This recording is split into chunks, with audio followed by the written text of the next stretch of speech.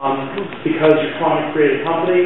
You don't become an entrepreneur because it's a line item on your resume, and it's just this thing you do as a holding pattern for a year or two while you're trying to figure out what to do with the rest of your life. So it's not. I think it is fundamentally not just an incremental credential that you try to get. And so if you want to start a company or do something like this, the primary thing should be not to start a business, but to actually figure out something transformative that you're going to work on, and then the business happens to be maybe a good vehicle for doing it, because that's the way a lot of people in our society organize themselves to create new things.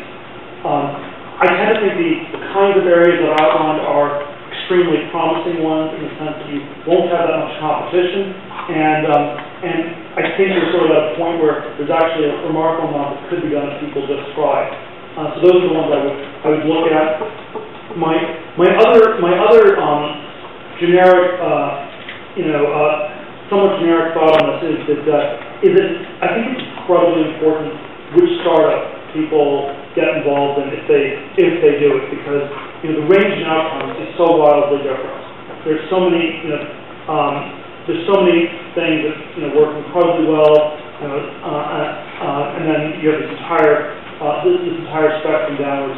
One of the crazy ways to think about this as a venture capitalist, which I only appreciated in recent years, is that a rule of thumb for a venture capital fund is that you make money as a venture capitalist if your best investment turns out to be worth more than your entire fund.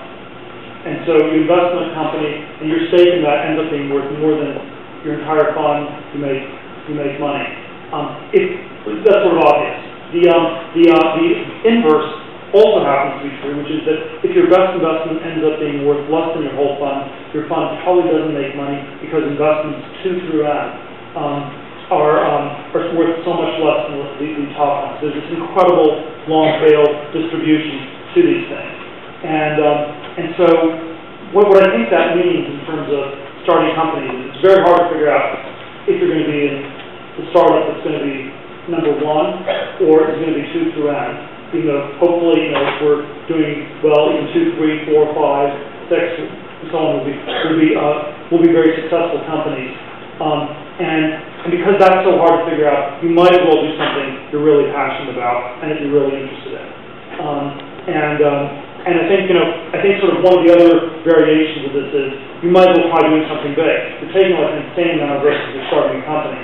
So you might as well try to do something you're passionate about and something that's going to really change the world, rather than something that seems like it's incremental and safe, because the reality is that it's not.